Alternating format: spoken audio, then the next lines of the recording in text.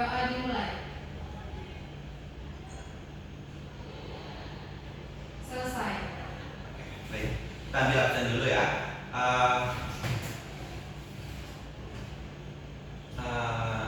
Karissa Ivana ada? Hadir Pak. Windy Pizo? Hadir Pak. Atika? Hadir Pak. Oke. Kita masuk lagi. Sebelumnya ada yang tahu tentang bakteri? Apa itu bakteri? Ada yang tahu? Oke, Atika. Bakteri itu menurut saya itu organisme mikroskopis yang besar satu. Bagus. Apa ada yang tahu macam-macam bakteri yang kalian ketahui? Ada yang ingin menyampaikan? Oke, Windy? Lactobacillus Pak. Benar. Jadi bakteri itu adalah mikroorganisme besar satu yang sangat kecil dan hanya bisa dilihat dengan mikroskop. Nah, meski termasuk dalam kelompok prokariot, makhluk hidup ini tidak memiliki inti sel sejati. Jadi selanjutnya itu kita akan masuk ke macam-macam bentuk koloni bakteri yang dimana saat kalian melakukan pembiakan pada bakteri, kita akan melihat bentuk-bentuk dari koloni bakteri itu sendiri. Nah, pada bentuknya ini terbagi menjadi beberapa. Jadi pada koloni bakteri itu bentuk pertama itu ada bentuk bulat atau sirkular. Jadi saat kalian melihat sekelompok koloni bakteri berbentuk bulat,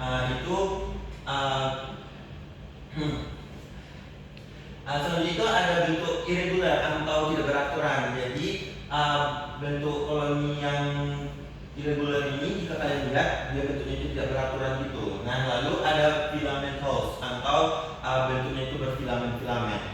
Nah, lalu ada rhizoid, bentuknya ini seperti akar tanaman.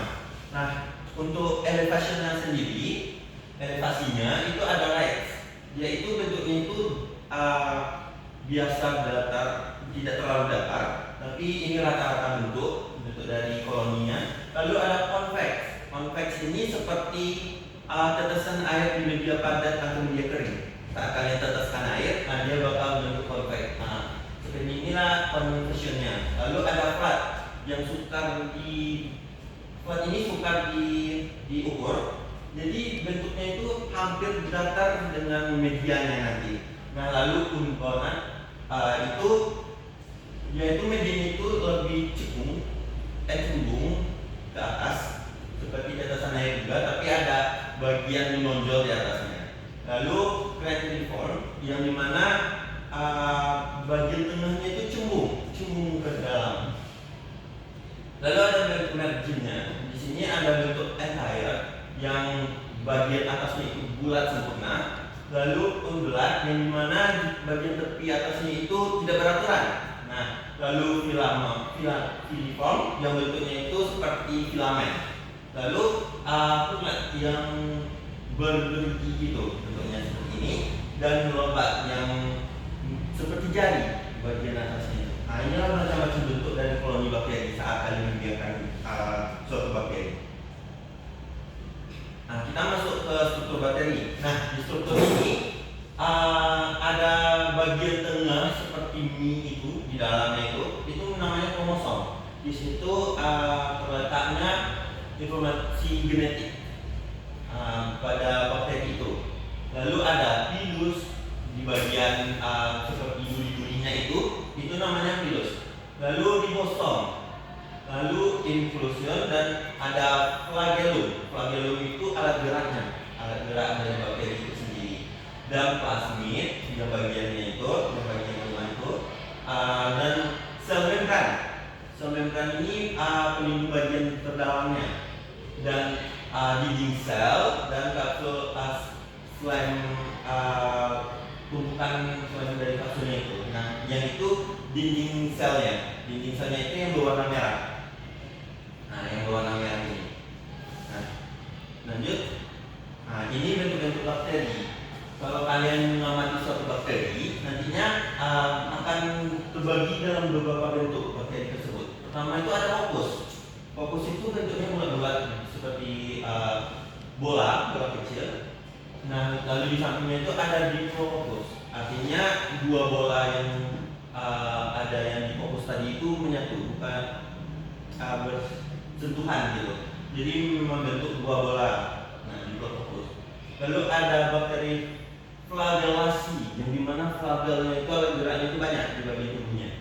Dan bentuk vibrion seperti yang digambar, dan streptococcus. Streptococcus ini bentuknya berantai dan bulat-bulat juga, tapi bentuknya lebih berantai. Dan kapsulum bakterianya seperti kapsul. Nah, dan banyak lagi. Di sini ada Staphylococcus yang bulatannya itu lebih menumpuk, dan Bacillus yang bagian bawah seperti kapsul. Nah, ini bentuk-bentuk bakteri dari bakteri kokus. Dari bakteri kokus itu ada monococcus. Monococcus itu cuma satu bulatan, tidak ada bulatan yang lain namanya. Lalu ada Diplococcus. Diplococcus ini dua bulatannya itu berdekatan, membentuk dua bola. Nah, Diplococcus. Lalu ada Staphylococcus. Staphylococcus ini bentuknya itu seperti anggur. Nah, dia itu seperti piramida anggur itu menyusun. Lalu ada Streptococcus, bentuknya itu seperti rantai. Nah, lalu ada Sarcina yang membentuk persegi yang saling berhadapan, dan Tetracoccus yang membentuk segi empat, di keempat dari kokusnya, bakteri kokusnya. Selanjutnya itu ada bentuk bakteri dari Bacil yang satu kapsul kaya, itu namanya monobacil. Jika diikatkan oleh dua bacil, itu namanya diplobacil. Dan jika lebih dari dua, biasanya ada 4, itu streptobacil. Nah, ini yang Strilia, bentuk Strilia. Yang pertama itu ada bentuknya itu seperti spiral, dan vibrio. Vibrio ini flagellnya banyak di tepinya. Lalu ada Spiroseta. Spiroseta ini bentuknya zigzag, tidak beraturan. Nah, bakteri itu juga bisa dibedakan dalam bentuk, posisi dan jumlah dari flagellumnya. Nah, pertama itu ada monotrik, di mana posisi flagellumnya itu di belakang dan hanya satu. Nah, ini sistem alat gerak itu hanya satu di sini. Lalu kedua itu ada lophotric, letaknya itu juga di belakang, namun ada lebih dari satu flagellum. Nah, lalu ada amphitrik, letaknya itu di kedua sisi, depan dan belakang, dan juga flagellumnya itu berjumlah lebih dari satu. Lalu ada peritrik. Peritrik ini di bagian tubuh, seluruh tubuh dari bakteri ini terdapat flagellum. Jadi alat geraknya itu menutupi tubuhnya. Nah, sebelum masuk ke selanjutnya, ini adalah perbandingan dari karakteristik komponen dari sel bakteri gram positif dan gram negatif. Jadi untuk gram positif dan gram negatif ini, nah, kita akan masuk ke materi berikutnya, yaitu tentang sel bakteri gram positif dan gram negatif. Sebelum kita masuk ke dalam tabel ini, kita harus tahu dulu sel bakteri gram positif dan negatif itu apa. Nah, jadi gram positif dan gram negatif itu adalah dua kelompok sama bakteri yang dibedakan berdasarkan hasil pewarnaan gramnya. Nah, sebuah metode laboratorium yang digunakan untuk mengidentifikasi dan mengimplementasikan bakteri berdasarkan struktur dinding selnya. Nah, jadi perbedaannya itu pertama ada pada warna. Nah, bakteri gram positif itu warnanya itu lebih keunguan dan biru tua, sedangkan pada negatif itu warnanya merah muda menyala gitu. Nah, lalu untuk struktur dinding selnya, itu memiliki lapisan peptidoligan yang berupa lapisan tunggal untuk yang gram positifnya. Lalu untuk gram yang negatifnya itu peptidoligan itu jumlahnya lebih sedikit. Contohnya seperti ini.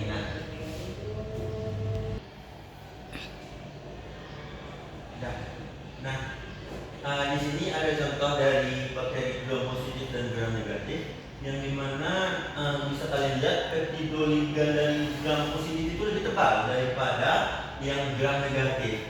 Nah, karakteristiknya itu karena nah, dari dua bakteri ini, bakteri gram positif itu biasanya itu lebih sensitif dengan antibiotik seperti penisilin, sedangkan yang gram negatif itu lebih resisten karena dia itu punya ini yang di atas ini. Nah, seperti itu. Jadi bakteri gram positif ini peptidoligan itu lebih tebal daripada bakteri gram negatif. Dan gram positif ini lebih itu tidak lebih sensitif terhadap antibiotik seperti penisilin, dan gram negatif ini lebih resisten oleh penisilin. Nah, jadi itu. Nah, di sini ada contoh dari genus dari bakteri yang dimana pengelompokan gram positif dan negatifnya itu seperti ini. Di sini yang di awal ini ada Staphylococcus, genus dari Staphylococcus. Staphylococcus ini bisa menyebabkan impetigo, keracunan makanan, dan bronkitis. Lalu di sini ada Enterococcus. Nah, dia penyebab dari entericitis. Nah, lalu ada Bacillus. Nah, di sini juga ada Mycoplasma yang menyebabkan jerawat pneumonia. Lalu di sini kita lihat dari gram negatif juga. Nah, dari gram negatif ini ada genus dari Salmonella, yang menyebabkan penyakit Salmonellosis. Lalu ada Shigella yang menyebabkan disentri.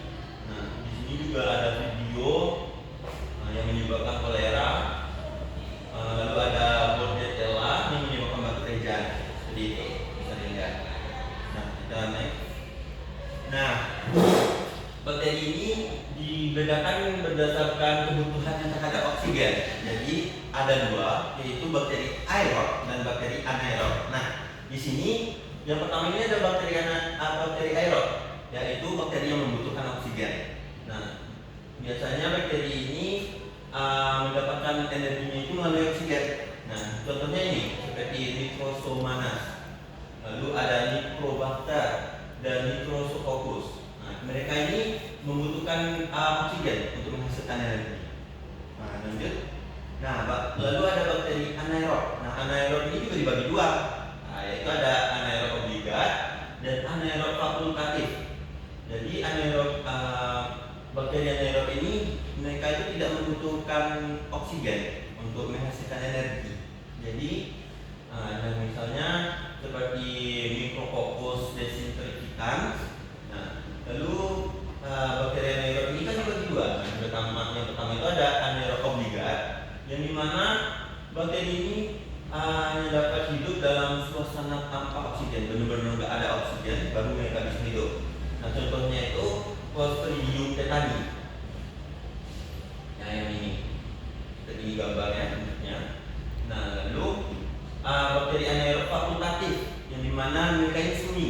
Jadi tanpa ataupun dengan oksigen mereka ini tetap bisa hidup. Nah, contohnya ini ada Shigella dysenteriae. Nah, yang ini. Nah, itu bakteri berdasarkan cara hidupnya. Nah, pertama itu ada bakteri heterotrof.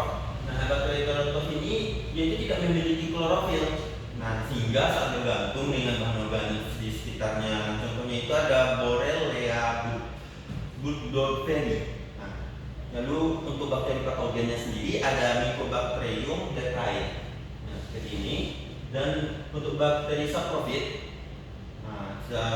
ada Desulfovibrio desulfuricans seperti ini. Bakteri pemurai. Lalu ada bakteri autotrofnya, yang dimana bakteri autotrof ini mampu membuat makanan sendiri dengan cara mengubah bahan anorganik menjadi bahan organik. Nah, seperti bakteri autotrof ini seperti Cyanobacteria yang memiliki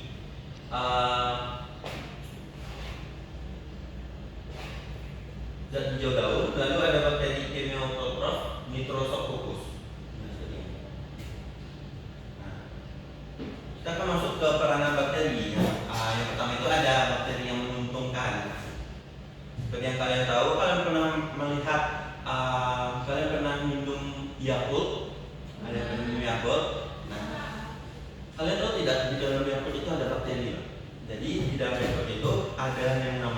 bakteri Lactobacillus casei. Nah, yang merupakan bakteri baik yang membantu pencernaan.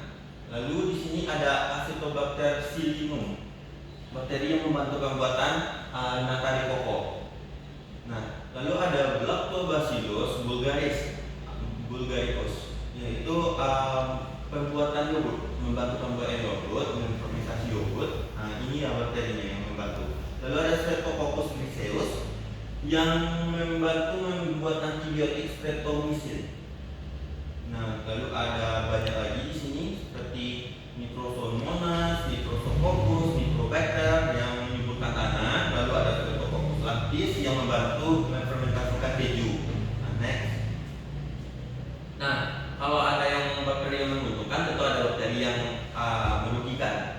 Bakteri yang merugikan pada untuk manusia ini disebut bakteri patogen. Nah, seperti yang kalian lihat, bakteri patogen ini contohnya itu ada Salmonella typhosa yang menyebabkan kita menyakit tifus. Lalu ada Shigella dysenteria ya, yang membuat kita menderita disentri.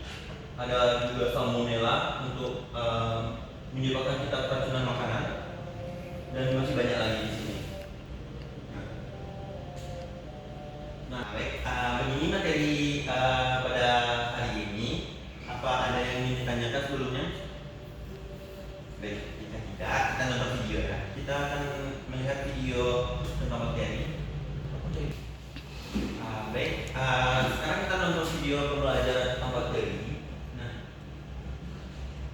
oke, silakan nonton. Tempe atau makanan olahan keju. Tahukah teman-teman, saat memakan makanan ini, teman-teman tidak hanya menikmati rasa lezatnya, tapi juga memasukkan bakteri baik yang bisa bikin usus bahagia. Jadi, bakteri yang ada dalam makanan tadi adalah Lactobacillus, yang merupakan kelompok bakteri asam laktat yang hidup di dalam usus, mulut, dan beberapa bagian tubuh kita. Bakteri ini sangat bermanfaat buat menjaga keseimbangan mikrobiota antara bakteri baik dan bakteri jahat di dalam tubuh. Nah, selain Lactobacillus, ada banyak jenis bakteri di alam ini. Jenis-jenis bakteri ini dikelompokkan ke dalam klasifikasi tertentu. Jika di video sebelumnya kita sudah membahas struktur, bentuk, dan cara reproduksi bakteri, di video kali ini kita akan melanjutkan pembahasan tentang klasifikasi bakteri dan peranannya dalam kehidupan kita. Apa saja ya jenis-jenis bakteri dan gimana peranannya? Kita akan membahasnya secara lengkap di video kali ini. Jadi, di video ini kita akan belajar tentang klasifikasi bakteri dan peranannya. Simak terus videonya ya. Nah, teman-teman, bakteri merupakan organisme sel tunggal bersifat prokaryotik yang tidak memiliki membrana inti dan berukuran mikroskopik. Artinya, kita membutuhkan mikroskop untuk melihatnya. Struktur sel bakteri masih sederhana jika dibandingkan dengan makhluk hidup lainnya. Bakteri tidak memiliki inti sel, kerangka sel, dan organel sel lainnya seperti mitokondria atau vakuola. Bakteri terdiri dari beberapa kelompok yang berbeda. Setiap kelompok tersebut dibedakan atas dasar berikut. Pertama, klasifikasi bakteri berdasarkan bentuknya. Basil atau Bacillus berbentuk batang atau silinder dengan variasi. Monobacil hanya satu batang, Diplobacillus bergandengan dua-dua, dan Streptobacillus bergandengan berbentuk rampai. Meski begitu, ada juga yang berbentuk agak bundar sehingga disebut Cucurbacillus. Contoh bakterinya adalah Bacillus anthracis dan Streptobacillus multiformis. Cucus berbentuk bulat seperti bola. Variasinya adalah Micrococcus tunggal, Diplococcus bergandengan dua-dua, Tetracoccus bergandengan empat dan membentuk bujur sangkar, Staphylococcus bergerombol, Salkina bergerombol membentuk kubus, dan Streptococcus bergandengan membentuk rantai. Beberapa contoh bakterinya adalah Neisseria gonorrhoeae, Streptococcus termentulus, dan Staphylococcus aureus. Spiral atau spirum, bakteri yang berbentuk lengkung dan nampak seperti spiral. Variasi bentuknya adalah vibrio berbentuk koma jika lengkung kurang dari setengah lingkaran, spiral berbentuk lengkung lebih dari setengah lingkaran, dan spiroseta berbentuk lengkung membentuk struktur yang fleksibel. Contoh bakterinya adalah Treponema pallidum, Vibrio, Cholera. Kedua, klasifikasi bakteri berdasarkan jumlah dan letak flagella. Flagella atau buah jambu adalah bagian dari struktur sel yang berbentuk batang atau viral, terletak pada dinding sel dan berfungsi sebagai alat gerak. Variasinya adalah atrik, bakteri yang tidak memiliki varela seperti Escherichia coli, monotrik, bakteri yang hanya mempunyai satu varela di salah satu ujung selnya, seperti Pseudomonas aeruginosa. Amphibrit, bakteri yang mempunyai flagella di kedua ujung selnya. Contohnya, Aquaspirillum sorpet. Levotrik, bakteri yang mempunyai sekumpulan atau beberapa flagella di salah satu ujung selnya. Misalnya, Pseudomonas fluorescens. Dan Cholitrik, bakteri dengan flagella di seluruh permukaan selnya. Contohnya, Salmonella typhosa. Ketiga, klasifikasi bakteri berdasarkan kebutuhan terhadap oksigen. Baik, setelah Bapak memaparkan video tentang bakteri tadi, selanjutnya itu kita bakal mendiskusikan studi kasus tentang bakteri. Oke, di sini ada 3 studi kasus yang akan kalian bacakan. Jadi yang pertama itu akan dibacakan oleh Atika, yang kedua oleh Aca, dan ketiga oleh Windy. Jadi Bapak beri waktu 5 menit untuk mencari jawaban dan mendiskusikannya. Baik, waktu 10 menit.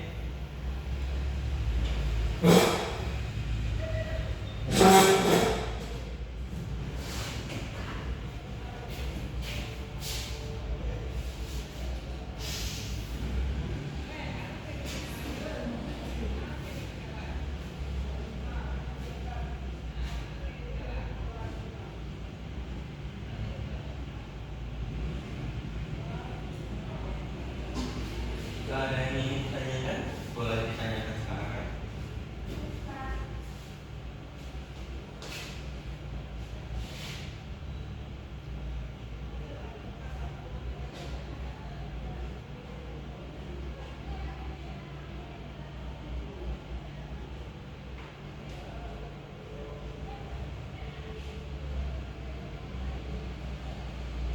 Oke, baik. Sekarang kalian paparkan hasil pengamatan kalian soal studi kasusnya ya.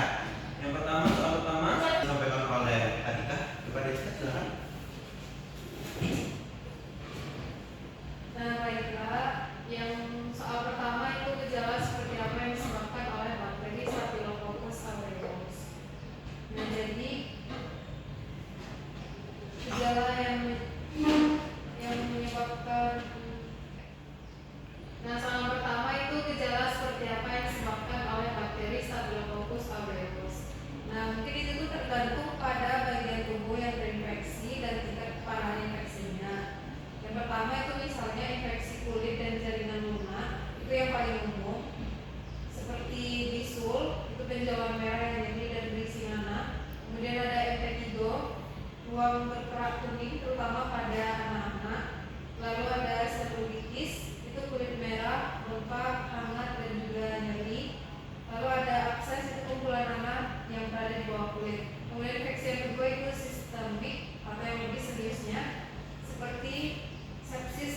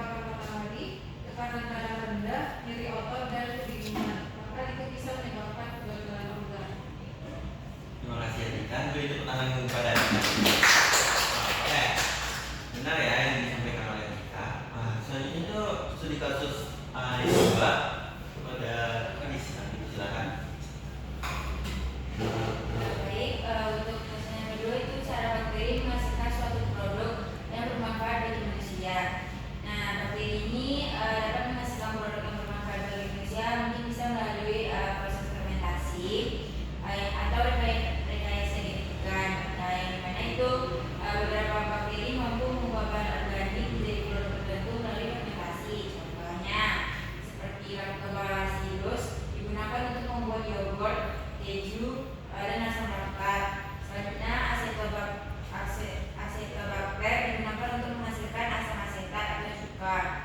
Untuk rekayasa genetika itu seperti bakteri Escherichia coli dimodifikasi secara genetik untuk menghasilkan zat tertentu seperti insulin manusia. Gen yang dihasilkan insulin disisipkan ke dalam DNA E. coli, lalu bakteri itu memproduksi insulin untuk penurunan diabetes. Nah, itu selanjutnya itu hormon pertumbuhan dan enzim industri juga bisa diproduksi dengan cara serupa. Jadi bakteri bisa dimanfaatkan sebagai pabrik hidup untuk menghasilkan sebagai produk penting bagi kesehatan pangan dan industri. Baik, terima kasih kepada Kanisa. Beri tepuk tangan untuk Kanisa. Benar ya, yang disampaikan oleh Kanisa, beberapa produk yang dihasilkan oleh bakteri tersebut dapat membantu manusia. Nah, contohnya itu insulin. Nah, selanjutnya studi kasus bakteri yang ketiga, silakan pada Baby. Baik, jawaban saya atas pertanyaan apa yang terjadi apabila terdapat bakteri baik dan bakteri jahat di dalam tubuh secara bersamaan. Kalau ada bakteri baik dan bakteri jahat di dalam tubuh kita secara bersamaan, seperti itu adalah hal yang normal, sama di dalam tubuh kita. Tubuh kita kan memang menjadi rumah buat banyak bakteri, dan selama jumlah bakteri baik lebih banyak atau seimbang, maka tubuh kita akan bisa tetap sehat. Namun kalau bakteri jahatnya jumlahnya jadi lebih banyak atau bakteri baiknya terganggu, misalnya kan karena akibat pola makan kita yang buruk, nah maka bisa muncul masalah seperti infeksi, lalu diare, peradangan, dan juga sistem imun kita akan menjadi lemah. Jadi keseimbangan antara bakteri baik dan bakteri jahat itu juga penting untuk dijaga dalam tubuh kita. Baik, terima kasih pada Baby. Beri tepuk tangan dulu. Baik, setelah pemaparan studi kasus ini, apakah ada yang kalian tanyakan soal bakteri dan materi yang setelah kita sampaikan, yang telah kita pelajari hari ini? Baik, jika tidak, apakah ada yang bisa menyampaikan kesimpulan materi hari ini? Oke, baik. Berarti Bapak saja yang menyampaikan ya. Jadi pelajaran kita pada hari ini adalah bakteri, yang dimana bakteri itu adalah mikroorganisme bersel satu uniselular, yang tidak memiliki inti sel sejati atau bisa dikelompokkan pada prokariotik. Nah, untuk strukturnya sendiri umumnya itu memiliki dinding sel, membran plasma, sitoplasma, ribosom, dan beberapa lagi organ selnya. Nah, untuk klasifikasinya sendiri terbagi menjadi dua, klasifikasi bakteri gram positif dan negatif, seperti yang telah kita pelajari tadi. Nah, untuk peran bakteri sendiri tentunya ada peran yang menguntungkan manusia dan peran yang merugikan, yaitu sebagai bakteri patogen. Oke, sekian materi pada hari ini. Besok silakan merangkum tugas, merangkum materi yang akan disampaikan besok, dan dikumpul pagi-pagi hari. Oke, sekian materinya. Apabila ada kata dan perbuatan Bapak yang salah, mohon dimaafkan. Assalamualaikum warahmatullahi wabarakatuh. Waalaikumsalam.